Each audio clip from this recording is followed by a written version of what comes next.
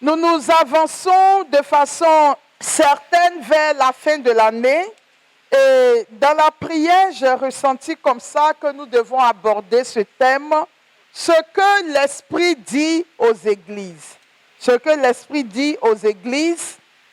Alors, nous allons nous appuyer sur le passage du livre de l'Apocalypse où Saint Jean nous décrit la révélation qu'il a reçue de la part de notre Seigneur. Alors, avant d'entrer dans le vif du sujet, je voudrais déjà dire que les messages qui sont adressés aux 7 églises ont plusieurs applications. C'est-à-dire, c'est un message que Jean a eu dans une vision concernant les 7 églises dont nous parlerons tout à l'heure. Mais ces messages ont plusieurs applications. C'est vrai qu'au moment de la révélation, ces messages étaient adressés à chaque église. Mais aujourd'hui, pour nous chrétiens, plusieurs applications sont possibles. D'abord, c'était un message qui avait une application locale et historique. C'est-à-dire, ces messages étaient adressés aux églises qu'on a nommées dans la Bible. Donc, c'était d'abord des messages qui sont adressés à ces églises-là. L'autre application, c'est que ces messages sont adressés à l'église de tous les temps. C'est vrai qu'à l'époque, c'était l'église de Philadelphie, de Sardes, mais aujourd'hui, ce message est adressé à l'église du Seigneur.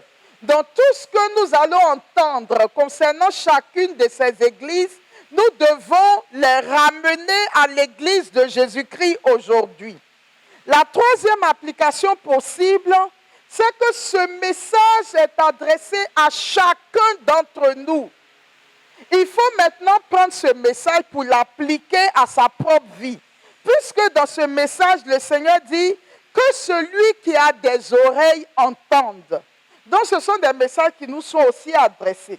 On pourrait aussi se dire que ces messages ont été donnés de façon prophétique sur les choses à venir. Donc vous voyez que ces messages ont plusieurs applications possibles et ce que nous cherchons à faire ce soir, c'est comment est-ce que nous pouvons tirer profit de ce que le Seigneur a révélé à son apôtre Jean. Comment chacun d'entre nous peut en tirer profit. Alors, il y a un ordre dans lequel les messages ont été donnés. Les églises ont été citées dans l'ordre. Mais ce soir, je ne vais pas suivre le même ordre pour une raison. Pour la simple et bonne raison que on peut rassembler ces messages selon le contenu de ce qui a été dit. Alors, il y a un premier groupe d'églises qui est composé d'Éphèse, de Pergame et de Thyatire.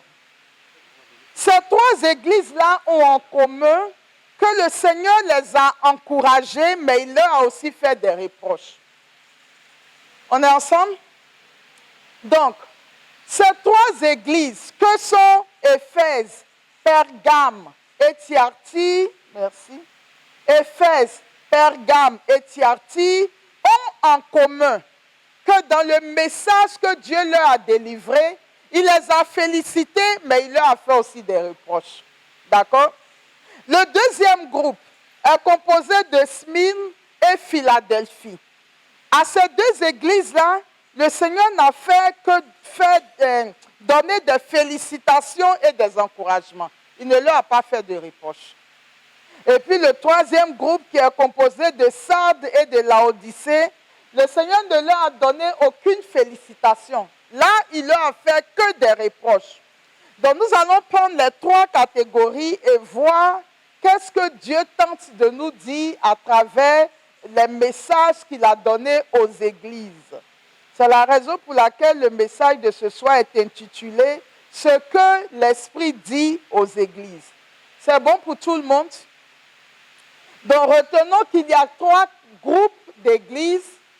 Les églises à qui Dieu adresse des félicitations et des reproches. Le deuxième groupe, Dieu n'adresse que des encouragements et des félicitations. Et le troisième groupe, Dieu ne fait que faire des reproches. Alors nous allons voir le premier groupe et je les ai intitulés « La fausse impression d'être parvenu ». la forte impression d'être parvenu. Alors, ce premier groupe, c'est le groupe de ceux à qui Dieu adresse des félicitations et des reproches. Donc, dedans, si on est ensemble, dedans, j'ai dit quelles sont les 3 églises qui sont concernées. Les églises à qui Dieu adresse des félicitations et des reproches. Éphèse, Pergame et Thyatire. Alors, nous allons voir maintenant l'église d'Éphèse. Apocalypse chapitre 2, versets 1 à 7. Apocalypse 2, 1 à 7. Je lis. Écrit à l'ange d'Éphèse. Voici ce que dit celui qui tient les 7 étoiles dans sa main droite, celui qui marche au milieu des 7 chandeliers d'or. Je connais, d'accord? Le Seigneur commence à prophétiser et à parler à l'église d'Éphèse. Il dit, je connais tes œuvres, ton travail et ta persévérance. Je sais que tu ne peux supporter les méchants, que tu as éprouvé ceux qui se disent apôtres et qui ne le sont pas, et que tu les as trouvés menteurs. Que tu as de la persévérance, que tu as souffert à cause de mon nom, et que tu ne t'es point lassé. Alors, quand on écoute ce que Dieu vient de dire à l'église d'Éphèse, je ne sais pas si vous avez fait attention, il dit, église d'Éphèse, voici ce que je prophétise sur toi. Il dit, je connais tes œuvres, ton travail et ta persévérance. Ça, c'est positif ou négatif? Il dit, je sais que tu ne supportes pas les méchants et que tu as éprouvé ceux qui se disent apôtres et qui ne le sont pas, et que tu les as trouvés menteurs. Positif ou négatif? Il dit, je sais que tu as de la persévérance, que tu as souffert à cause de mon nom et que tu ne t'es point lassé. Est-ce que ce sont des gens dont Jésus est fier ou non? Il est fier. Parce que ce niveau qu'a atteint l'église d'Éphèse, beaucoup parmi nous ne l'ont pas encore atteint. Dans la dernière adresse qu'il leur fait, il dit, tu as de la persévérance, tu as souffert à cause de mon nom et tu ne t'es point lassé. Donc c'est un peuple qui a appris à connaître le Seigneur. C'est un peuple qui marche selon la volonté de Dieu. C'est un peuple qui s'est attaché au Seigneur. C'est un peuple qui a appris à endurer la souffrance. Malgré les épreuves, ils sont restés attachés à Dieu. Et dans leur assemblée, tu ne pouvais pas venir et les distraire avec des prophéties bizarres. Ils discernent. Ils ont le don. Ça veut dire, pour discerner, ils connaissaient les voies de Dieu. Ils savent que celui-là, ce qu'il dit n'est pas vrai. Parce que ça, ce n'est pas l'enseignement originel de notre Seigneur Jésus-Christ. Donc, c'est quand même des gens, ce sont des gens qui ont atteint certains niveaux de maturité. Mais nous avons la chance d'avoir un Dieu qui est capable de sonder les profondeurs de chaque vie et de chaque cœur. Et malgré le niveau que nous pensons que nous avons atteint, Jésus est capable de descendre encore plus dans les profondeurs de nos cœurs pour sonder les cœurs et les reins et voir si nos vies sont conformes à sa volonté. Avant de revenir à l'église d'Éphèse, vous vous souvenez de l'histoire du jeune homme riche dans les évangiles synoptiques. Il est venu trouver Jésus et il lui dit, « Seigneur, qu'est-ce qu'il faut faire pour avoir la vie éternelle ?» Jésus lui dit, « Mais tu connais les commandements. » Et Jésus cite les commandements. Il dit, « Mais toutes ces choses-là, je les ai faites depuis ma tendre enfance. » Donc ça veut dire que c'est quelqu'un, depuis son enfance, il s'est attaché au Seigneur. C'est quelqu'un qui n'était pas dans les distractions de la vie, qui n'allait pas dans tous les sens, mais qui a fait de Dieu le centre de sa vie. En posant même la question à Jésus, peut-être que c'était une façon pour lui que Jésus reconfirme devant tout le monde qu'il est bien. Mais Jésus va aller plus loin que ce que ce jeune homme l'a fait. Il rentre dans les profondeurs de son cœur et il scrute ses profondeurs. Et il dit, mon fils, Tu as fait tout cela. C'est très bien. Je t'encourage et je te félicite. Mais quand je sonde les profondeurs de ton cœur, une chose te manque. Une seule chose. Ton attachement à l'argent. Il dit donc, va, vends tout ce que tu as et viens et suis-moi. Et à partir de ce moment, la parole de Dieu dit, le jeune homme s'en est allé tout triste parce qu'il avait de grands biens. Et c'est dans cette situation également que nous sommes dans l'église d'Éphèse. Ceux qui regardaient l'église d'Éphèse de l'extérieur pouvaient dire, mais cette église-là, vraiment, elle est convertie. Elle marche dans la volonté de Dieu. Mais Jésus dira par la bouche de Jean, mais ce que j'ai contre toi, ça veut dire, tu fais tout ça, c'est vrai, mais j'ai quelque chose contre toi. Ce que j'ai contre toi, c'est que tu as abandonné ton premier amour. La façon dont tu m'aimais au début, ce n'est plus comme aujourd'hui. Souviens-toi donc d'où tu es tombé. C'est-à-dire le degré d'amour que tu avais pour moi avant, ce n'est plus le même amour. Tu es tombé dans l'amour que tu as pour moi. Il dit, répands-toi et pratique les premières œuvres. Pratique les premières œuvres. Mais plus grave, le Seigneur ne fait pas qu'énoncer ce qui ne va pas. Il dit sinon. Quand quelqu'un parle et il dit sinon, qu'est-ce qu'il s'apprête à faire? À menacer. Vous comprenez? Ça veut dire que malgré tout ce que faisait l'église d'Éphèse, Jésus a un problème avec cette église. Malgré le témoignage extérieur de cette église, Jésus avait un problème avec cette église. C'est que l'amour que cette église avait pour lui depuis le commencement, ce n'est plus le même amour. Il trouve que l'église est tombée dans l'amour qu'il avait pour lui. Il dit, il faut que tu te ressaisisses et que tu te relèves. Sinon, la menace vient, je viendrai à toi et j'ôterai ton chandelier de sa place. À moins que tu ne te répandes. Tu as pourtant ceci, c'est que tu es les œuvres des Nicolaïtes, œuvres que je hais aussi. Mais il dit, le simple fait que tu es baissé dans l'amour que tu as pour moi, je vais te déclasser dans la faveur et dans l'estime que j'ai pour toi. Quelqu'un m'écoute ce soir et il finit en disant que celui qui a des oreilles entende ce que l'Esprit dit aux églises. À celui qui vaincra, je donnerai à manger de l'arbre de vie qui est dans le paradis de Dieu. Donc, chers frères et sœurs, l'église d'Éphèse avait la fausse impression qu'elle était parvenue à un haut niveau de spiritualité. Elle est ce que Jésus est. Elle discerne les faux et les rejette. Elle supporte la souffrance au nom de Jésus et elle fait des œuvres qui plaisent au cœur de Dieu. Mais notre Dieu qui va plus loin que ce que nous pouvons faire en apparence, s'est rendu compte que malgré tout ce que cette église fait, l'amour de Dieu s'est refroidi. L'amour de Dieu s'est refroidi en leur sein. Et donc, retenez que dans notre marche, et c'est pareil pour l'église d'aujourd'hui. Alors, le principe que je voudrais que nous retenions dans l'église d'Éphèse, c'est que nous pouvons avoir développé dans notre vie chrétienne des habitudes. Des habitudes qui au départ étaient fondées sur ce en quoi nous croyons. On croit que Jésus est le Fils de Dieu, que nous devons marcher dans la sainteté, etc.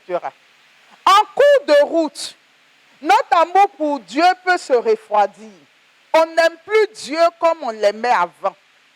Mais parce que nous avons développé des habitudes, on peut continuer à prier comme avant.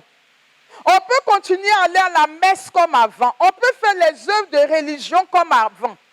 Mais le Seigneur qui ne s'arrête pas à l'exercice des œuvres de piété, mais qui regarde quel est le degré d'amour qui sous-tend ce que nous faisons, le Seigneur peut se rendre compte qu'en réalité, nous sommes installés dans les habitudes mais l'amour véritable de sa personne s'est refroidi au-dedans de nous.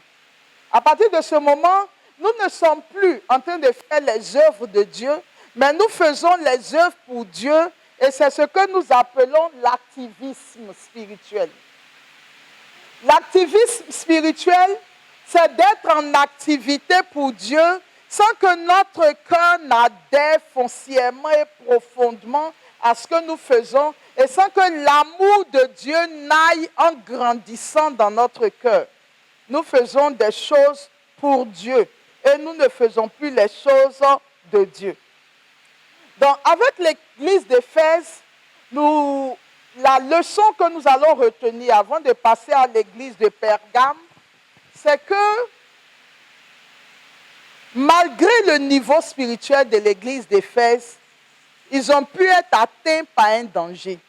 Le danger d'avoir laissé l'amour qu'ils ont pour Dieu refroidi dans leur cœur. Or, la plupart d'entre nous, nous n'avons pas encore atteint ce niveau d'engagement pour le Seigneur. Nous n'avons pas encore atteint la maturité de l'église d'Éphèse. Et je vous conseille d'ailleurs, si ça vous dit, d'aller lire la lettre de Saint Paul, apôtre aux Éphésiens. Vous allez voir que c'est l'une des plus grandes lettres et qui est très chargée au niveau spirituel. Mais quand vous prenez le chapitre 1 et 2, mais la profondeur du message à l'église d'Éphèse. Donc l'église d'Éphèse était une église solidement enracinée. Malheureusement, le diable a pu rentrer dans cette église pour refroidir l'amour qu'ils ont pour Dieu. Et malgré le fait que la communauté continuait ses activités habituelles, Dieu s'est rendu compte que ça ne se faisait plus dans le même esprit, avec le même amour. Et il demande à cette église de se repentir. Si l'église ne se repent pas, il va la déclasser dans sa pensée. L'exigence de la sainteté de Dieu, qui va jusqu'à sonder nos profondeurs les plus reculées. C'est bon? On est ensemble? L'église de Pergame. Apocalypse chapitre 2, versets 12 à 17. Apocalypse 2, 12 à 17. Écrit à l'ange de l'église de Pergame. Voici ce que dit celui qui a l'épée aiguë à deux tranchants. Quelqu'un peut me dire, c'est quoi cette épée aiguë à deux tranchants? C'est la parole de Dieu. Hébreu, vivante en effet, est la parole de Dieu. Elle est plus tranchante qu'une épée à double tranchant. D'accord? Je sais où tu demeures. Je sais que là est le trône de Satan. Donc l'église de Pergame, en elle-même, réside dans une région où Satan a fait de grandes œuvres. Il dit, tu retiens mon nom et tu n'as pas renié ma foi. Même au jour d'Antipas, mon témoin fidèle qui a été mis à mort chez vous, là où Satan a sa demeure. Donc, l'église de Pergame a un gros avantage. C'est quoi son avantage? Là où il réside, c'est là où le diable règne. Mais au milieu des œuvres de Satan, l'église de Pergame a retenu le nom de son Dieu. Ça veut dire que ce sont des gens, ils vivaient dans une cité idolâtre où le péché régnait en abondance, mais ils se sont accrochés au Seigneur et ils ont gardé le nom de Dieu au plus profond de leur cœur. Mais ça ne suffit pas au Seigneur. Il dit, mais j'ai quelque chose contre toi. J'aimerais que ce soir, chacun puisse se demander et demander au Seigneur, Seigneur, qu'est-ce que tu as contre moi? Il est préférable qu'il nous le dise ici-bas et qu'on se répande que d'attendre que ce quelque chose-là nous soit révélé de l'autre côté. Il dit, mais j'ai quelque chose contre toi. C'est que tu as là des gens attachés à la doctrine de Balaam, qui enseigne à Balak à mettre une pierre d'achoppement devant les fils d'Israël pour qu'ils mangeassent des viandes sacrifiées aux idoles et qu'ils se livrassent à l'impudicité. De même, toi aussi, tu as des gens attachés pareillement à la doctrine des Nicolaïtes. Réponds-toi donc, sinon je viendrai à toi bientôt et je les combattrai avec l'épée de ma bouche. Que celui qui a des oreilles entende ce que l'Esprit dit aux églises. À celui qui vaincra, je donnerai de la manne cachée, et je lui donnerai un caillou blanc, et sur ce caillou est écrit un nom nouveau que personne ne connaît si ce n'est celui qui le reçoit. Donc ici, Jésus souligne la consécration de l'église de Pergame. Tu retiens mon nom et tu n'as pas renié ma foi. Ne pas renier la foi, c'est demeurer attaché à la parole de Dieu et la mettre en pratique. Et ça, c'est déjà un grand pas dans la vie spirituelle. Combien de nos contemporains, même parmi nous, combien d'entre nous avons du mal à nous attacher à la parole de Dieu?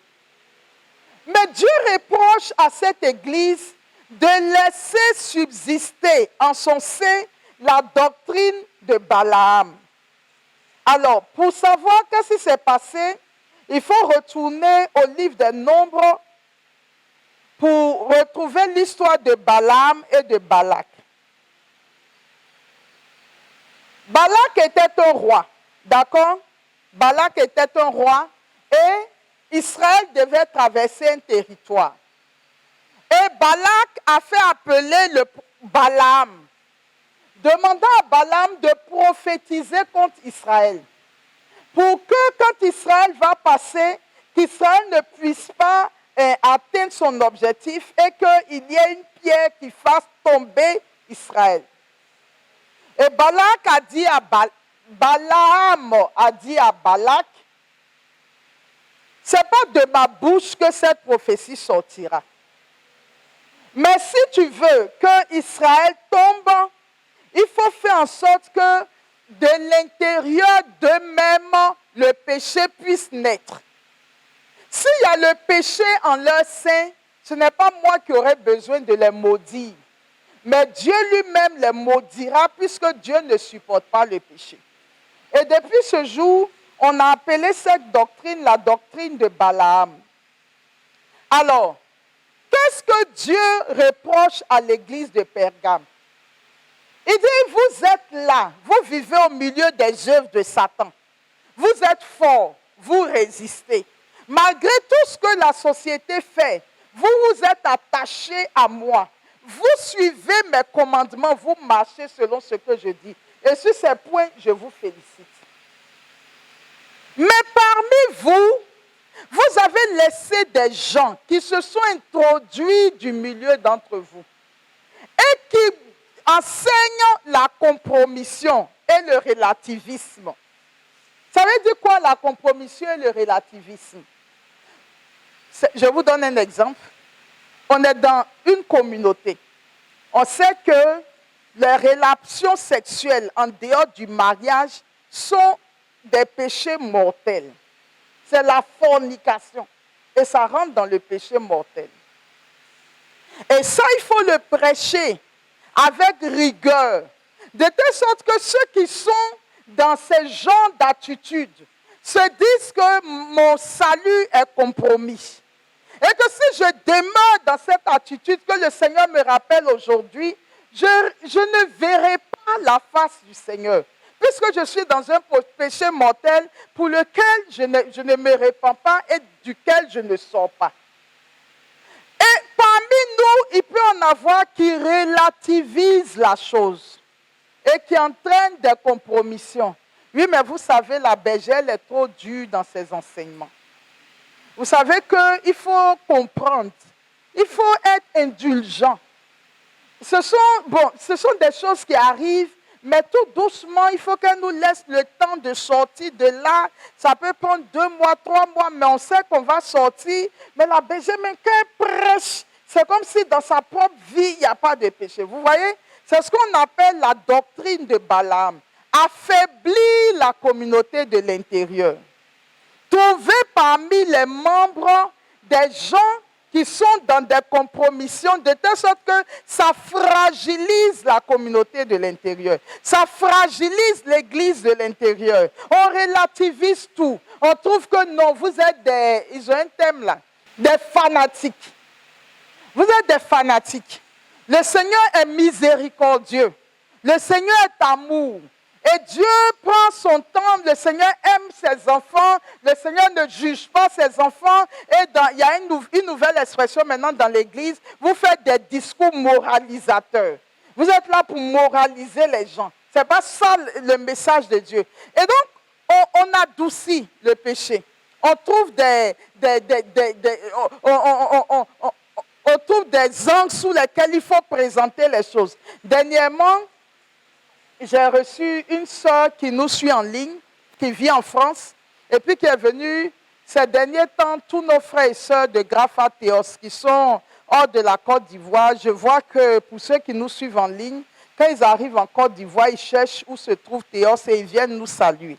D'accord? Donc, elle me disait que là où elle se trouve, sur les paroisses, des gens qui ne sont pas mariés à l'église communient. Le prêtre dit que ça, c'est rien ça. Ce n'est pas ça le plus important. Le plus important, c'est Dieu. Donc, tous les mécanismes que l'Église a mis en place pour aider les gens à se convertir, à aller régulariser leur situation, ils ont battu tout ça en brèche. D'accord? Le relativisme est entré dans l'Église. Et le pape François, c'est sa bataille de ces derniers temps. Tout est relativisé. Il n'y a plus de péché grave. Il n'y a plus de situations dangereuses. Même l'enfer, ça n'existe pas. Le purgatoire, même, ça n'existe. D'ailleurs, il n'y a même pas un paradis. Tout est relativisé, de telle sorte que les gens marchent sur la terre, ils ne savent plus comment est-ce qu'ils doivent modeler leur vie, dans quel sens aller. Mais il faut redire et le réaffirmer. Et c'est le reproche que Jésus fait à l'église de Pergame. Il dit, vous êtes au milieu des œuvres de Satan, vous résistez, mais pourquoi est-ce que vous laissez la théorie de Balaam au milieu de vous? Pourquoi est-ce que vous laissez entrer les choses qui fragilisent l'église de l'intérieur? Alors ici, le secret, c'est que quand vous vivez ensemble dans une église, dans une communauté, dans un groupe de Dieu, le Seigneur considère que le péché d'une seule personne est le péché du groupe. Quelqu'un m'a écouté? Et on connaît bien l'histoire d'Akan. D'accord? Akan, le Seigneur Israël devait aller en combat et ils ont donné des instructions fermes. Que personne ne prenne quelque chose du peuple qui sera vaincu. Le peuple est allé, ils ont combattu. Ils ont remporté la victoire. Tout le monde a respecté. Mais Akan est allé dans l'une des maisons, il a trouvé de bonnes choses, il s'est servi. Mais les autres les ont rattrapés et les ont battus. Et ce jour-là, il y a eu beaucoup de morts. Et Josué ne comprenait pas. Puisque le Seigneur avait dit qu'il donnerait la victoire. Comment ça se fait que le peuple a été battu si violemment? En interrogeant les prophètes, le Seigneur a dit que le péché est au milieu de vous. Et ils ont continué d'interroger jusqu'à ce que le nom d'Akan sorte. On va demander à Akan, il dit oui, c'est vrai, qu'il allait, il a trouvé une tunique de grande valeur et quelques objets, il a pris. La convoitise d'un seul a fait qu'en Israël, plus de 3000 personnes sont mortes. C'est le reproche que fait Jésus à l'église de Pergame. Quand il y a le péché au milieu de vous, il faut éradiquer ce péché parce que ça vient fragiliser l'église de l'intérieur. Alors quand on commence à dire non, il faut comprendre, ceux-là, ils n'ont pas fait exprès, ils sont fragiles, Dieu même comprend, Dieu n'est pas comme ça. Je vous signale que ce dont nous parlons ce soir se trouve dans le livre de l'Apocalypse. C'est le livre des révélations, c'est le livre des derniers temps. Et le Seigneur, il est exigeant dans son appel. Il dit, Pergame, j'aime ce que tu fais, mais le péché est au milieu de toi. Donc, comment est-ce que dans notre propre vie, nous devons arriver à un stade où nous devons être exigeants de la vie de nous-mêmes? On ne doit même pas attendre que ce soit les autres qui nous le disent. L'exigence, nous devons nous l'imposer nous-mêmes. Et dit, je ne voudrais pas être la porte par laquelle l'ennemi passe pour fragiliser l'Église, pour fragiliser ma communauté. Je parle à quelqu'un. On est ensemble? D'accord? Donc, Dieu dit à Pergame, il faut que tu te convertisses. Alors ici, le gros effort à faire, ce sont les compromissions, le relativisme dans nos vies. Non, Dieu comprend, Dieu est miséricordieux, tout le monde fait comme ça. Dieu même sait que la chair est faible. Ça, je vous assure que vous êtes en plein dans l'église de Pergame. Et dans le reproche que Dieu fait à cette église. Comme tout le monde fait comme ça, c'est pour ça que moi aussi je fais. Non, tu n'es pas né pour faire comme tout le monde fait. Tu es né pour suivre la voie du Seigneur. Et le Seigneur te jugera en fonction de tes décisions. Même si tu dis à Dieu que tout le monde fait, il te dira pourquoi toi tu as fait. D'accord? Donc, c'est la leçon par rapport à l'église de de Pergame. L'église de Thyatire, Apocalypse 2, versets 18 à 29. Écrit à l'ange de l'église de Thyatire. Voici ce que dit le Fils de Dieu. Ça, c'est l'un des messages un peu plus longs. Celui qui a les yeux comme une flamme de feu et dont les pieds sont semblables à de l'airain ardent. Alors, par rapport à l'église de Pergame, j'ai oublié de nous le dire. C'est la raison pour laquelle Saint Paul dit « Je traite durement mon corps et je le tiens en esclavage ». Chacun est appelé à traiter durement tous les lieux où il veut relativiser et où il veut entraîner la compromission. Je reviens donc à l'église de Thyatire. Je connais tes œuvres, ton amour, ta foi, ton fidèle service, ta constance et tes œuvres et tes dernières œuvres plus nombreuses que les premières. Donc voici une église qui va en croissant.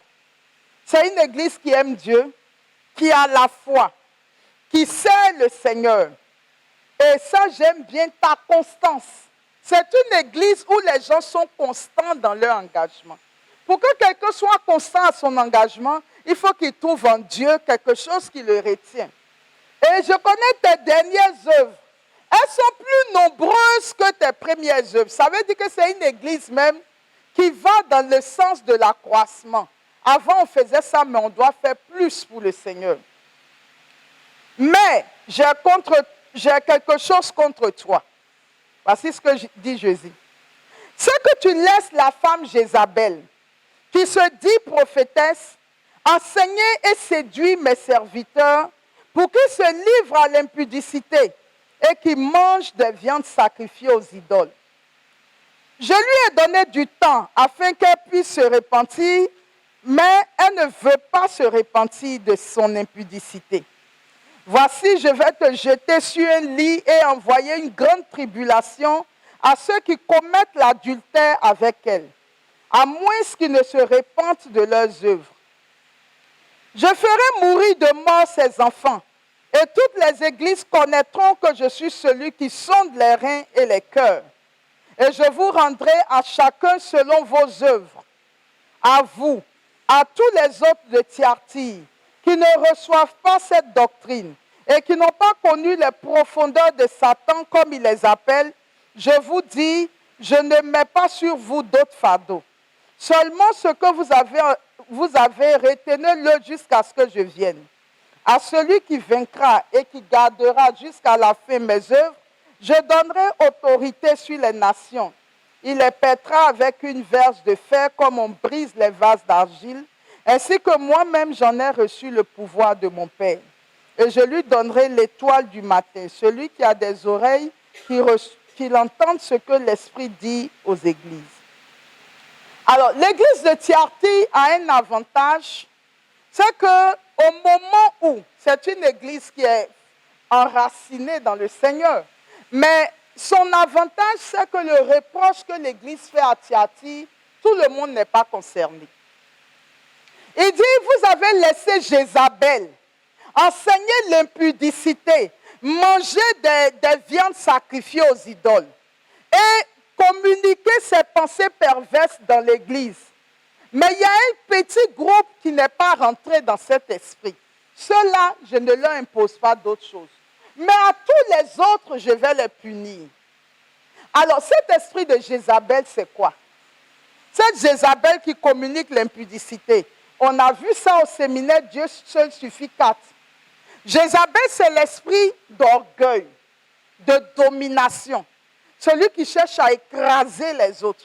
Mais vous savez que l'esprit de Jézabel, c'est aussi l'esprit de Belzéboul, puisque Satan lui-même, c'est celui qui cherche à écraser, celui qui cherche à dominer.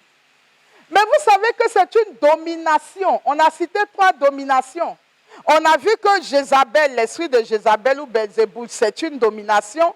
Asmodée est une domination et Mammon est une domination. Mais quand Jézabel règne dans une église, Jézabel fera appel à Asmodée. De là où règne l'orgueil, la suffisance, la domination, vous allez trouver l'esprit d'impudicité, d'adultère et autres. Voici ce qui existe dans l'église de Thyatire. Alors, ce que je voudrais nous dire, chers frères et sœurs, en partant de l'histoire de ces 3 églises, on voit très bien que les niveaux que ces 3 églises ont atteints, aucun d'entre nous n'a atteint ce niveau de foi. N'a atteint ce niveau de foi. Malgré le fait que ces 3 églises aient atteint des hauts niveaux, on voit bien que le diable, comme un serpent, a cherché des fissures dans ces églises, s'est introduit dans ces églises-là pour les fragiliser de l'intérieur. Alors, l'église d'Éphèse avait quoi comme fragilité? Puisqu'on vient d'en parler. Quelle était la plaie de l'église d'Éphèse? Son amour pour Dieu s'est refroidi. La grande leçon, c'est que la fête d'éternité est une affaire qui dure dans le temps. Ce n'est pas une affaire ponctuelle où aujourd'hui je crois et demain c'est fini. La question d'éternité, c'est depuis ta naissance jusqu'à ta mort. Donc ça demande dans notre vie d'avoir une vision, une constance, d'être déterminé et de se dire, le combat que je mène aujourd'hui, je dois le mener jusqu'à la fin de ma vie. Si on n'est pas vigilant, on va commencer et en cours de route, on se perd, on se refroidit, on se laisse gagner par les nouvelles doctrines. Les problèmes de la vie vont nous détourner du chemin de Dieu. Il faut rester focus sur qu'est-ce que je suis venu faire sur la terre et où est-ce que je m'en vais. De telle sorte qu'à chaque instant, il y a quelque chose que moi je fais toujours. Dans la journée, je peux faire ça 20 fois, 30 fois. Est-ce que je suis encore sur le chemin? Des questions permanentes que je me pose. Quand je suis en train de faire quelque chose, la question qui me vient, est-ce que je suis encore sur le chemin? Je ne perds jamais de vue ce pourquoi je suis sur la terre et où je m'en vais. Peu importe ce que les autres peuvent penser de l'extérieur. Est-ce que tu es encore, et je m'interpelle, Marie-Laure, est-ce que tu es encore sur le chemin? Se poser ces questions permanentes. Est-ce que ce que je suis en train de faire, j'ai le droit de le faire? Et est-ce que ça me rapproche de mon éternité bienheureuse? Et pour ne pas sortir du chemin, ayez régulièrement des livres de spiritualité qui vous ramènent toujours à l'essentiel de la vie chrétienne. Ayez des livres de chevet. Si vous arrivez dans ma chambre, je dors avec les livres. J'ai toujours des livres où, si je tends la main même dans le noir, je peux les toucher. Mais pourquoi? Parce qu'il va arriver des moments où on est perturbé par des choses de la vie. On est ébranlé par telle ou telle situation. Il faut se recentrer sur l'essentiel. Et si vous n'avez pas ce genre d'appui extérieur, de secours extérieur, vous allez vous laisser entraîner jusqu'à vous rendre compte à un moment donné que, attention, je me suis éloigné du chemin. Donc, travaillez à rester en chemin. C'est le conseil pour que l'amour ne se refroidisse jamais. Les livres de spiritualité vont vous recentrer toujours sur l'essentiel. Les temps d'adoration eucharistique vont vous recentrer sur l'essentiel. Donc, pour ne pas que l'amour refroidisse, parce que à leur niveau, le diable a pu refroidir leur amour, ce n'est pas à nos niveaux là qu'il ne le fera pas. L'église de Pergame, sa plaie, c'était quoi? Je fais de la révision pour m'assurer que nous sommes ensemble.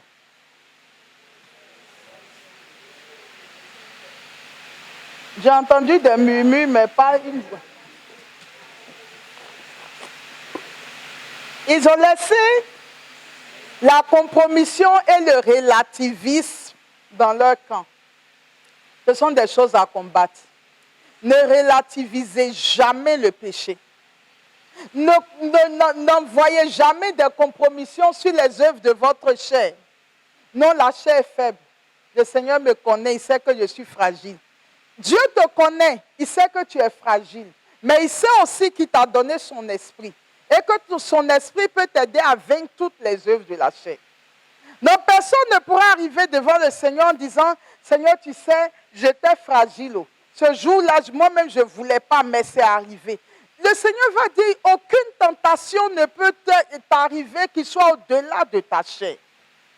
Il a mis son esprit. Il nous a donné la capacité de prier pour que nous puissions triompher des œuvres de la chair. Personne ne pourra dire devant le Seigneur que Seigneur, voilà, en fait, il faut que tu comprennes, il faut que tu sois indulgent et miséricordieux. Parce que, non, ce relativisme n'existe pas.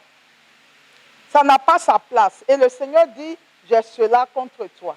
Ensuite, l'église de Thyatire, où le Seigneur fait des reproches par rapport à l'esprit de Jézabel. Malgré leur haut niveau de spiritualité, les dominations qu'on ne chasse pas facilement ont pu s'introduire en leur sein. Donc c'est de veiller les uns sur les autres. Veillez les uns sur les autres. Veillez sur l'esprit d'un groupe.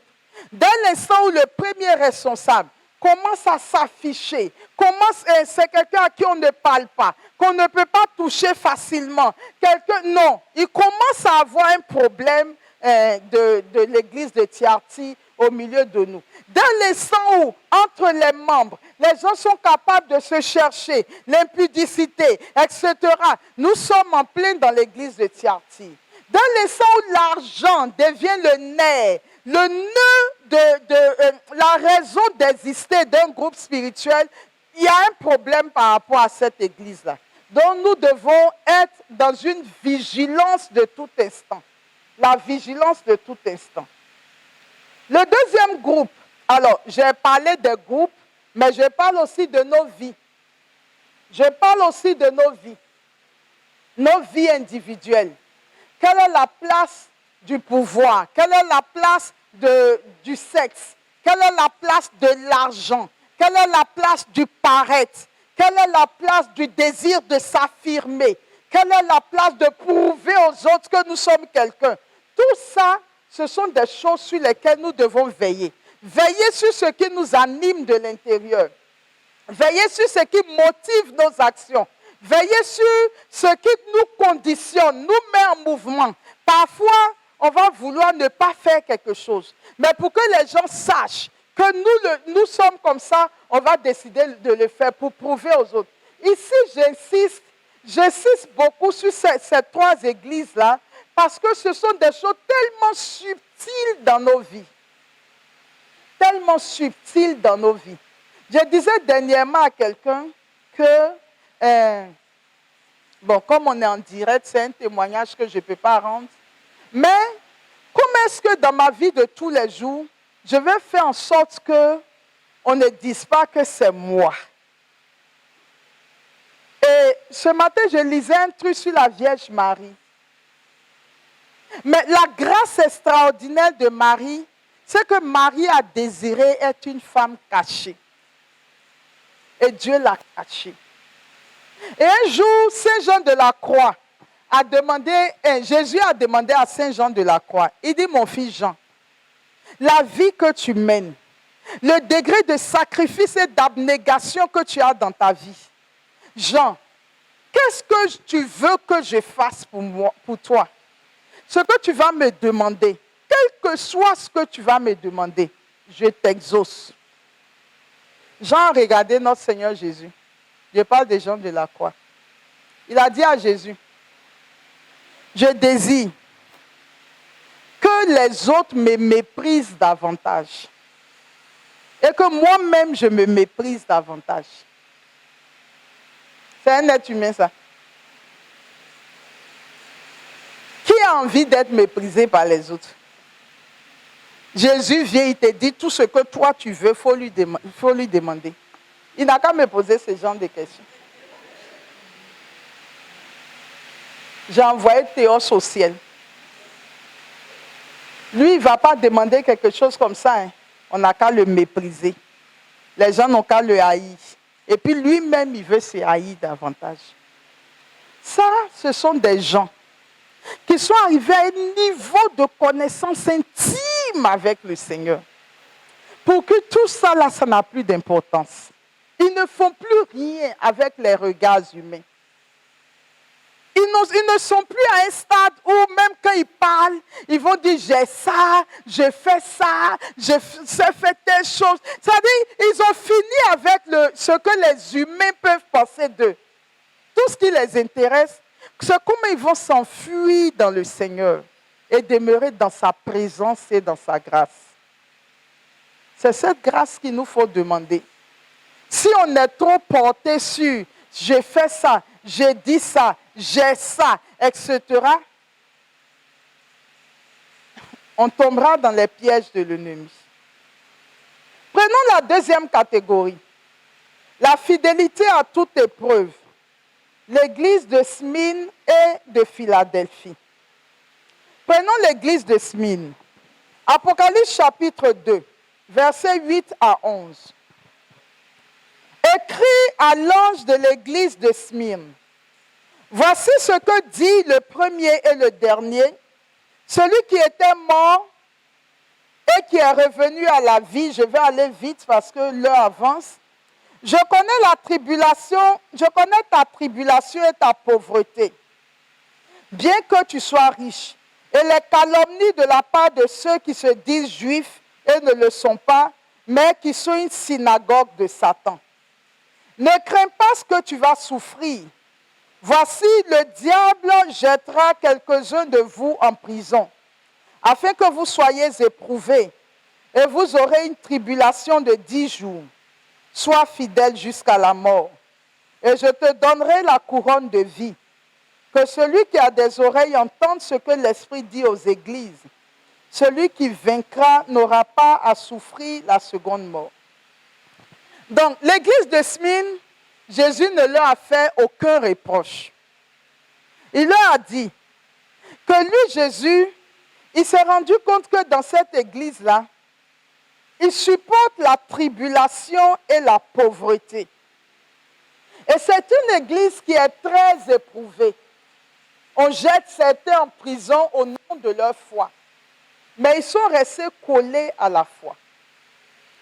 Il y a un thème qui m'habite beaucoup ces derniers temps et sur lequel j'ai décidé que je vais travailler pour pouvoir en faire des enseignements ou des séminaires.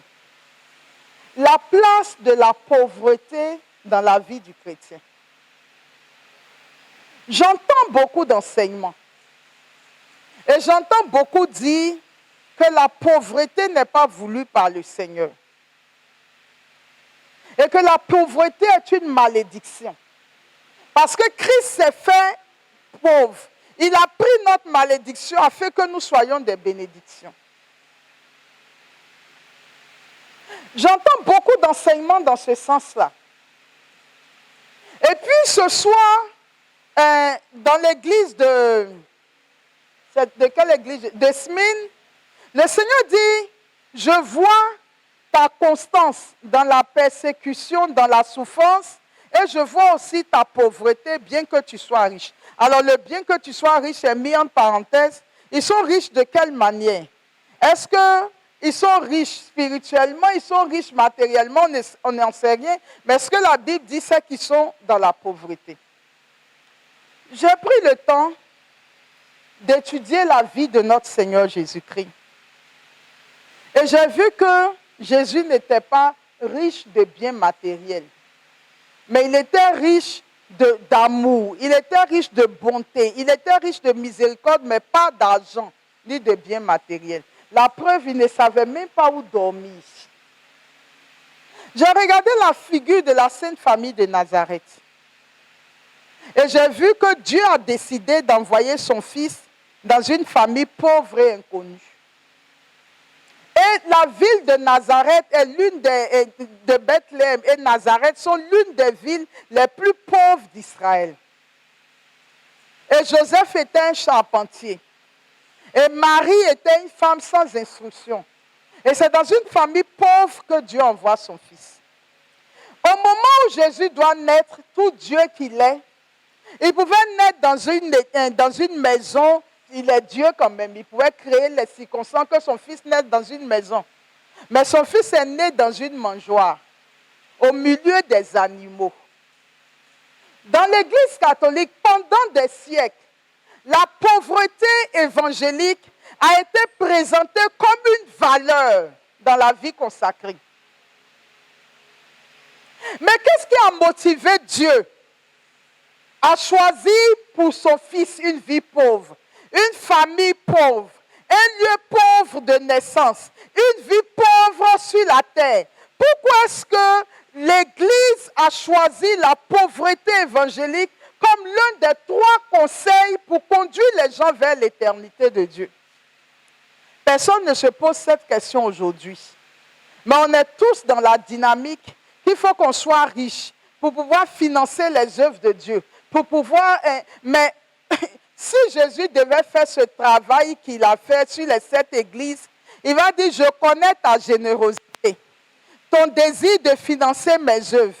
Mais ce que j'ai contre toi, c'est que tu as un amour viscéral pour l'argent et que tu me fais passer derrière ça.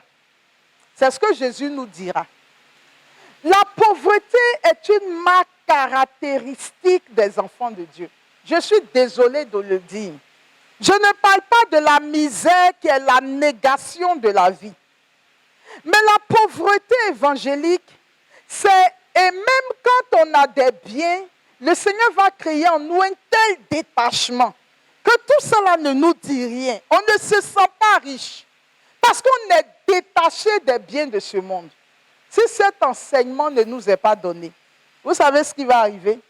Dans les derniers temps, quand l'Antichrist va se réveiller, l'une des forces de l'Antichrist, c'est qu'il attirera à lui beaucoup de personnes à cause de l'argent, de la gloire, parce que c'est lui seul qui détiendra toutes ces choses à un moment donné. Mais si notre marche à la suite du Christ n'a pas été une marche dans laquelle on intègre la pauvreté évangélique, quand ce moment-là viendra, on ne supportera pas de ne pas avoir. Toute notre vie durant a été le désir d'acquisition des biens. Notre vie a été le désir d'acquisition de la gloire, de la possession. Mais l'Antichrist pourra facilement nous entraîner dans ces mailles. Et regardez même la vie actuelle, avant même que l'Antichrist ne vienne. Aujourd'hui, si vous n'êtes pas dans des cercles ésotériques, il y a des marchés que vous ne pouvez plus avoir. Votre entreprise ne peut plus prospérer. Et qu'est-ce que beaucoup de gens font? À cause du fait qu'ils ont besoin d'argent et que leur entreprise prospère et qu'ils ont besoin de marché, beaucoup aujourd'hui commencent à intégrer les cercles ésotériques. Mais ça, ce n'est rien face à ce que l'Antichrist fera. Parce qu'à ce moment-là, eux encore, ils ont une alternative. Mais à un moment donné, toute la puissance, l'argent, la gloire, les biens matériels, c'est l'Antichrist seul qui aura tout ça. Mais si tu n'as pas appris dès maintenant à marcher dans une forme de pauvreté évangélique, tu seras happé. Et la parole de Dieu dit, à ces moments-là, très peu de personnes résisteront à l'Antichrist. Il arrivera à engloutir presque toute l'humanité. Donc c'est maintenant qu'il nous faut, chers frères et sœurs, à apprendre à marcher dans une forme de pauvreté, libre de tout. Ce que j'ai, je le prends. Ce que je n'ai pas, je n'en fais pas un problème. Et Jésus l'a dit, votre Père céleste sait que vous en avez besoin. La deuxième chose dans cette église, c'est leur capacité à souffrir pour le Seigneur. On a développé une sorte de spiritualité où la souffrance est forcément l'œuvre du diable. Je ne veux pas souffrir parce que je suis un enfant de Dieu et que je dois aller de gloire en gloire. Cette parole du Christ qui a dit que celui qui est mon disciple prenne sa croix et me suive, n'est pas dans notre Bible. Alors que le Seigneur lui-même dit, mon enfant, si tu aspires à servir le Seigneur, prépare ton âme à l'épreuve. Donc voici les deux choses qui ont fait que Jésus n'a eu aucun reproche à faire à l'église de Smyrne. C'est quoi la première chose?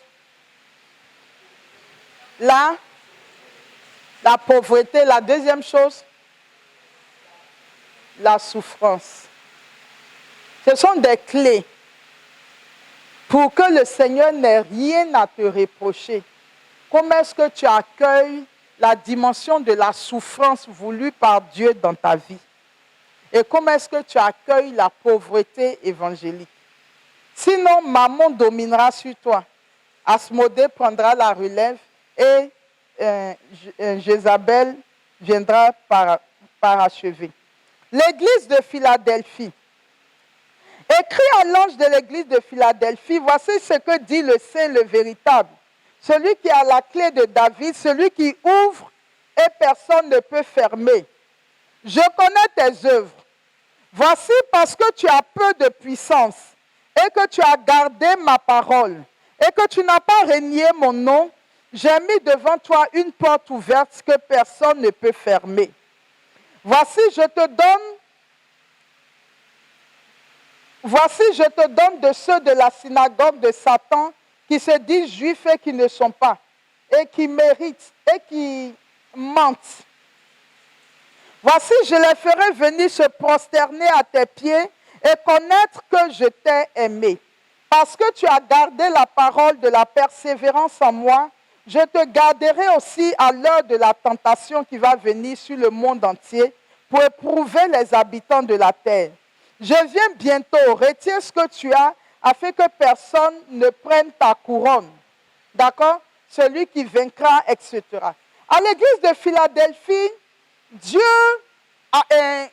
ressort une grande qualité qu'ils ont. C'est leur capacité à être faible. C'est l'humilité. L'église de Philadelphie marche dans l'humilité. Ils connaissent leur pauvreté, leur misère. Mais ils se sont recommandés entre les mains de Dieu afin que le Seigneur soit celui qui les conduit, que celui qui les guide dans leur chemin. Le Seigneur dit, garde ta capacité, que personne ne vienne te voler cette couronne. Et le prophète Michée dira, on t'a fait connaître, ô homme, ce qui est bien. Et ce que le Seigneur, ton Dieu, attend de toi, c'est que tu pratiques la justice, que tu aimes la miséricorde et que tu marches humblement avec ton Dieu. L'humilité est une valeur qui nous conduit dans le royaume. Comme je vois que vous êtes très concentrés, on va reprendre ensemble. L'humilité est une valeur qui nous conduit dans le royaume. L'humilité est une valeur qui nous conduit dans le royaume. Moïse était l'homme le plus humble de la terre. Et le Seigneur dit qu'il abaisse les orgueilleux et il relève ceux qui sont humbles. Et dans la bénédiction qu'il donne à l'église de Philadelphie, il dit, les autres viendront se prosterner à tes pieds et sauront que je marche avec toi. Donc, nous sommes en train de voir les choses qui, dans notre vie, font que le Seigneur n'a aucun reproche à nous faire. Marcher humblement dans la présence du Seigneur. Et je vous dis tous les jours, quand je prêche, qu'il y a cette parole du livre des Psaumes qui me fascine et sur laquelle j'essaie de m'appuyer. Fais-moi savoir, Yahvé, ma faim. Et quelle est la mesure de mes jours, que mon cœur pénètre la sagesse. Savoir que je suis un pauvre et fragile. Et que cela m'aide à être sage. Alors, je vous partage une méditation que j'ai eu à faire ces derniers temps. Et qui m'a surpris.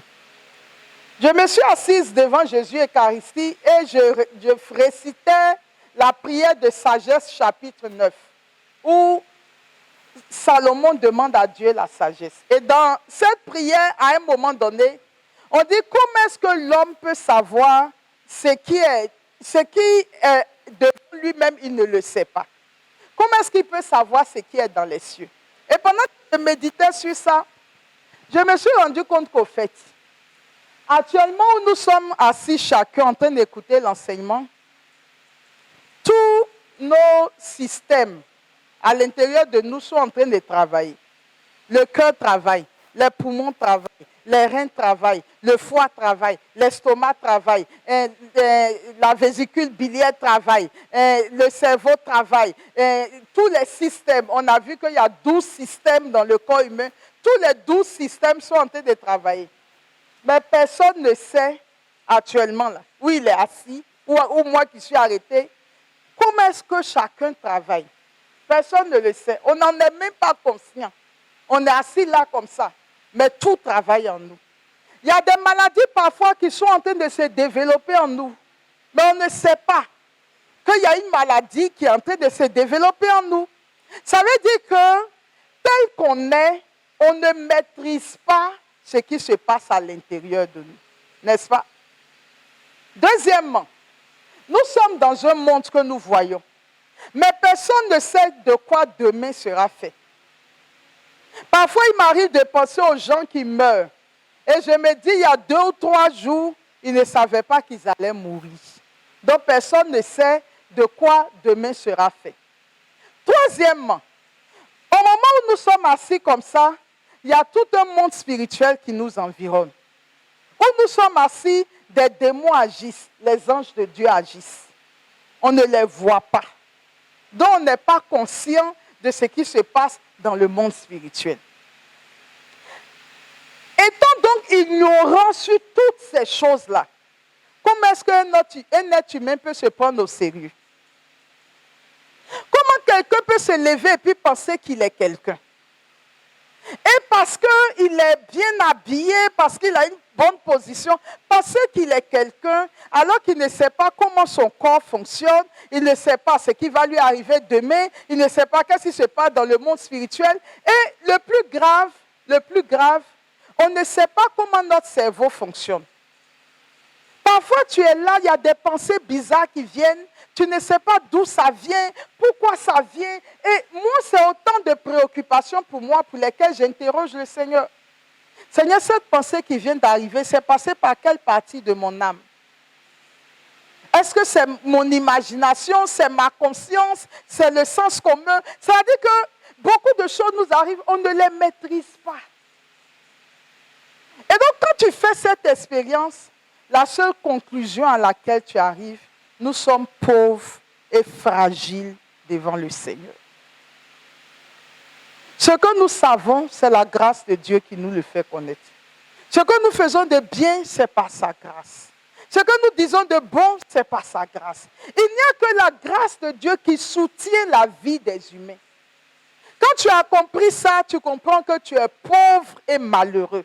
Et que la seule chose dans laquelle tu dois t'inscrire, c'est marcher humblement devant la face du Seigneur. Enfin, je tombe sur les 2 églises pour lesquelles Dieu n'a fait Dieu n'a félicité aucune de ces 2 églises, c'est Sardes et Laodicée. Le Seigneur, pour ces 2 églises, a eu un ton dur parce qu'il n'était pas du tout d'accord avec ces églises. L'église de Sardes, Apocalypse 3, 1 à 6.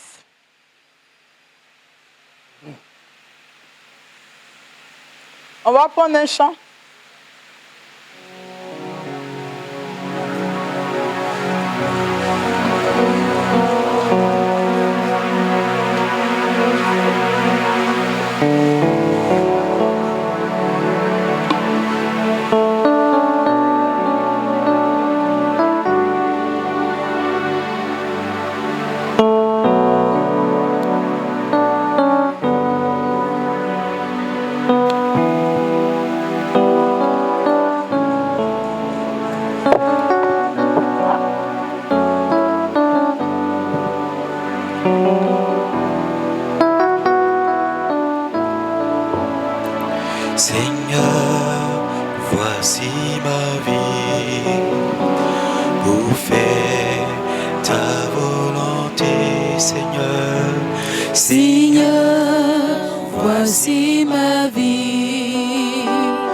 Pour faire ta volonté.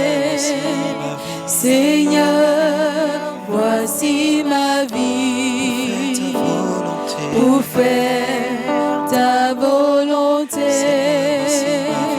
Seigneur, voici ma vie pour faire ta volonté, ta volonté.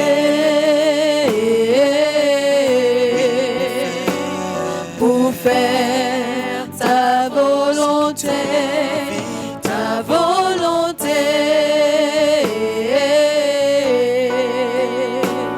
Pour faire ta volonté. Alléluia. Nous bénissons ton nom, Seigneur, pour ta fidélité. Alors, nous allons regarder rapidement l'église de Sardes, Apocalypse 3, versets 1 à 6. Écrit à l'ange de l'église de Sardes. Voici ce que dit celui qui a les 7 esprits de Dieu et les 7 étoiles. Je connais tes œuvres. Je sais que tu es passé pour être vivant, mais tu es mort. Sois vigilant et raffermis le reste qui est près de mourir, car je n'ai pas trouvé tes œuvres parfaites devant mon Dieu. Rappelle-toi donc comment tu as reçu et entendu, et garde-le, et garde et répands-toi. Si tu ne veilles pas, je viendrai comme un voleur et tu ne sauras pas à quelle heure je viendrai vers toi. Cependant, tu as à Sardes quelques hommes qui n'ont pas souillé leurs vêtements. Je marcherai avec eux en vêtements blancs. Excusez-moi.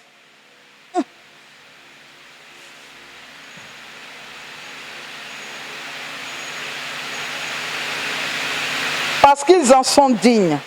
Celui qui vaincra sera revêtu aussi de vêtements blancs. Je n'effacerai point son nom du livre de vie et je confesserai son nom devant mon Père et devant ses anges. Que celui qui a des oreilles entende ce que l'Esprit dit aux églises. Alors, l'église de Sardes est une église qui se conformait au monde qui l'environnait. Et la richesse, c'est-à-dire l'église de Sardes s'appuyait surtout sur sa richesse. Ils étaient dans l'idolâtrie, etc. Mais aux yeux des hommes, c'était une église vivante. L'expérience dans la vie spirituelle m'a montré que, et j'aimerais que nous puissions retenir ça, l'expérience dans la vie spirituelle m'a montré que même tous ceux qui se perdent ne sont pas conscients qu'ils sont en train de se perdre. Nous tous, quand on prend chacun a l'impression que sa vie plaît au Seigneur. On sait qu'il y a quelques péchés dans nos vies, mais dans l'ensemble, on se dit, oh, il y a quand même beaucoup de choses que j'ai abandonnées, je plais au Seigneur, et Dieu est content de moi, etc.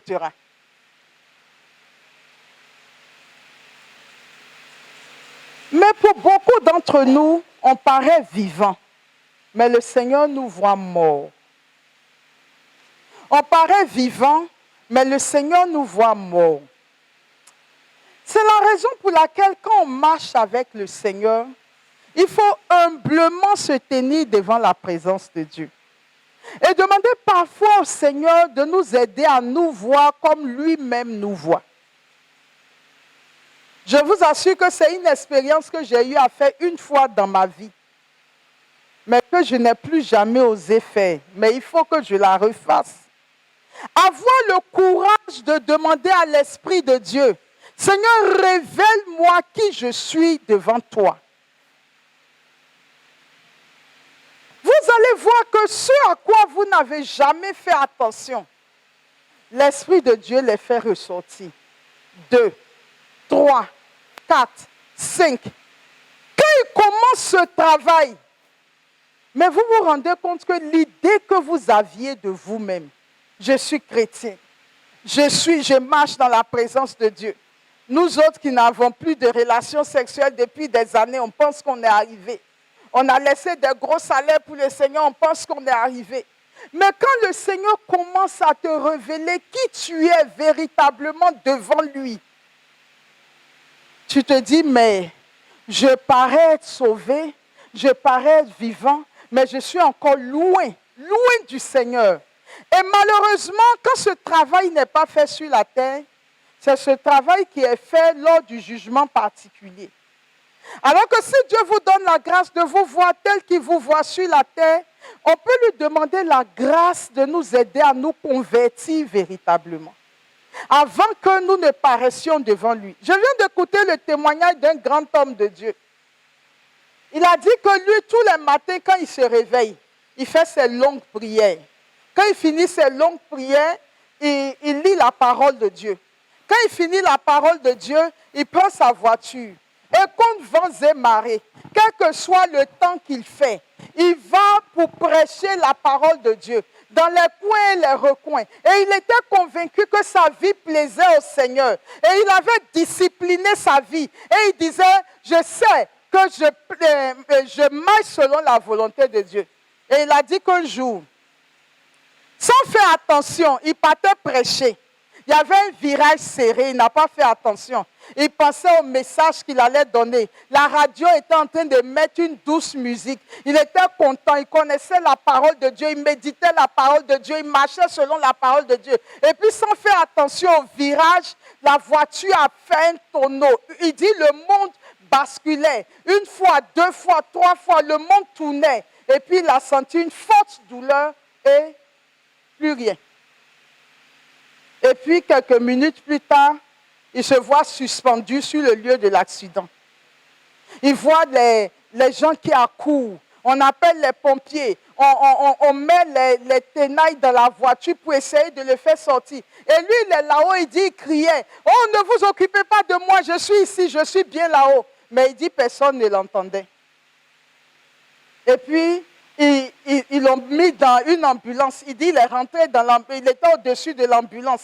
Il est allé jusqu'à l'hôpital. Les gens prenaient soin de lui. Les gens étaient désespérés. Il dit, il venait taper les médecins pour dire, laissez tomber tout ça. Je me sens bien. Je suis là. Mais personne ne l'écoutait. Son état est critique. Comment on va le sortir de là? Et puis il dit, à un moment donné, c'est comme si le Seigneur l'a un peu surélevé. Et maintenant, en voyant toute l'activité de l'hôpital, il voyait un monde qui superposait ce qui se passe dans l'hôpital. Et dans ce monde spirituel, il voyait plein de démons et plein d'anges dans l'hôpital. Des démons étaient auprès de certains malades, des anges étaient auprès d'autres malades. Et les démons, quand une personne devait mourir, qu'elle n'était pas sauvée, les démons avaient de grosses chaînes et les démons riaient quoi, parce qu'ils ont eu l'âme. Et il voyait un grand chiffre parfois qui venait, mais très sombre. Et il a compris lui-même que c'est la mort. Quand la mort vient, qu'elle s'arrête à côté d'un lit et puis l'âme de la personne s'en va. La mort vient, elle s'arrête à côté d'un autre lit, l'âme de la... Et il dit, il veut prévenir les gens qu'attention, la mort arrive. Mais personne ne l'entendait. Quand tout d'un coup, un grand personnage est apparu. Et il a vu que c'était un ange de haut rang. Et il dit qu'il a vu l'ange, il était fasciné. Tous les démons ont fui. Même les autres anges ont reculé. Donc il dit, celui-là sûrement qu'il est venu pour me sauver. Et quand l'ange rentre dans la salle, l'ange l'appelle par son nom. Il dit, quand l'ange l'a appelé par son nom, la voix de l'ange, il a tressailli. Et l'ange lui dit, est-ce que tu vois ce qui se passe dans cet hôpital? Vous marchez sur la terre, mais vous n'êtes pas conscient que la vie sur la terre est superposée par une vie spirituelle. Et que vous êtes là, les démons parlent à vos oreilles, les anges parlent à vos oreilles. Mais ce que je t'ai dit dans son témoignage, il dit, l'ange lui a dit, Dieu a quelque chose contre toi. Il dit quoi? Il veut argumenter pour dire que lui, tous les matins, il fait des heures de prière. Quand il finit toutes ces heures de prière, il lit la Bible. Quand il finit la Bible, il prend sa voiture et il s'en va prêcher aux gens. Comment l'ange peut dire que Dieu a quelque chose contre lui? Mais il ne se reconnaissait pas dans la parole de l'ange. Mais il dit, tu n'as pas l'occasion d'argumenter parce que quand l'ange lui a dit ça, qu'il a voulu argumenter, maintenant des aspects de sa vie sont sortis. Ça sort, ça sort, ça sort, ça sort. Et il n'a pas réalisé que malgré tout son travail d'évangélisation, de la Bible qu'il lisait tout le temps, des longues prières qu'il faisait, il y avait encore des aspects de sa vie pour lesquels il avait besoin de conversion, mais qui n'ont pas été touchés dans sa vie. Et l'ange lui révélait les choses, et lui révélait les choses, lui révélait les choses. Mais ce monsieur, quand il témoigne aujourd'hui, quand il est revenu de cette vision à la fin, il a changé radicalement sa façon d'être. Donc pour dire que la plupart d'entre nous, quand on regarde nos vies, c'est vrai qu'on fait des péchés, mais ce ne sont pas des grands péchés. Et on se dit quand même, nos vies plaisent au Seigneur. Mais le Seigneur va jusque dans les profondeurs de nos êtres. Ils sont les cœurs et les reins. Et comme pour cette église, à chacun d'entre nous, il dit, il y a quelque chose que j'ai contre toi. Et il faut demander à Dieu de nous révéler ce quelque chose-là. Quelle est cette chose qu'il a contre nous? Et pour lesquelles nous avons besoin d'efforts, nous avons besoin de conversion, nous avons besoin de sa grâce. C'est important. C'est important que dans tous les lieux où nous sommes, que nous demandions à Dieu de nous révéler ce qu'il a contre nous. Ce qu'il a contre nous pour que, en paraissant vivants aux yeux des autres, peut-être que devant le Seigneur, nous sommes morts. On ne sait même pas. On ne sait même pas. Parce que des hommes qui respirent peuvent mourir devant Dieu.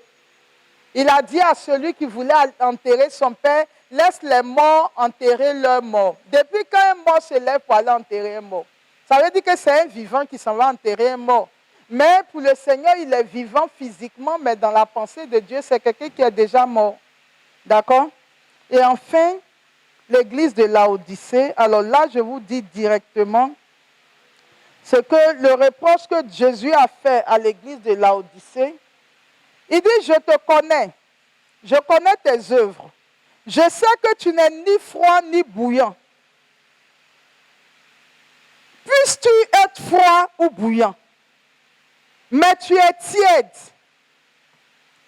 Et à cause de ta tiédeur, je te vomirai. Le tiède, c'est qui? C'est celui qui fait semblant d'appartenir au Seigneur, mais qui en même temps n'est pas prêt pour le Seigneur. On veut Dieu, mais on ne veut pas les exigences liées à la vie de Dieu. On veut jouir et du monde et de Dieu. On vient à Dieu pour qu'il nous bénisse, pour qu'il nous protège, mais on n'est pas prêt à marcher dans la voie de la sanctification. Voici le reproche que Jésus fait à l'église de Laodicée. On aime les choses de ce monde et on veut aussi aimer les choses de Dieu. Or, la première épître de Jean dit, n'aimez ni le monde ni rien de ce qui appartient au monde. Car la convoitise de la chair, la convoitise des yeux, l'orgueil de la vie, tout cela appartient au monde. Or, le monde passe avec toutes ses convoitises. Celui qui garde la parole de Dieu, c'est celui-là que le Seigneur va aimer. Donc Dieu dit, tu n'es ni tiède, ni froid, ni bouillant. J'ai la paresse d'aller à l'église. J'ai la paresse de prier. Je suis le Seigneur, mais quand même, je peux faire ça un peu. Dieu peut comprendre. Nous sommes tièdes. Nous sommes tièdes dans notre foi. Les gens souffrent. Les âmes se perdent. Dieu cherche des gens qui se tiennent à la brèche. Dieu cherche des gens qui donnent de leur vie. Mais nous, tout ce qui nous intéresse, si on fait quelque chose, on gagne quoi? Je gagne quoi? Je gagne quoi? Et le Seigneur dira, le grain de blé qui tombe en terre, s'il ne meurt pas, il ne peut pas porter de fruits. Donc Dieu nous invite à mourir à nous-mêmes. Et le message de cette église ce soir, le message que Dieu donne aux sept églises, c'est à chacun d'entre nous que Dieu parle ce soir. Comment à partir de ce message, je peux m'asseoir, remettre ma vie en cause, demander au Seigneur de me révéler qui je suis dans les profondeurs de mon être. Demander au Seigneur de m'aider. Parce que tous ceux qui sont morts en 2024 ne savaient pas en 2023 qu'ils allaient mourir en 2024. Et nous qui sommes là, on ne sait pas à quel moment le Seigneur nous rappellera. Alors, comme on le dit dans tous les enseignements, la vie sur terre est le temps de la miséricorde de Dieu. La vie après la mort est le temps de la justice de Dieu. Or, à ces moments-là, ce n'est pas une question d'un mois, de 2 mois. C'est une question d'éternité. Et c'est sur terre que nous devons demander la grâce au Seigneur de nous aider dans notre marche à sa suite. Que le Seigneur nous fortifie. Que le Seigneur nous aide. Que chacun d'entre nous prenne sa vie spirituelle au sérieux. Que Dieu nous accompagne dans notre désir de lui appartenir. Que la grâce et la faveur de Dieu soient notre soutien. Nous prions.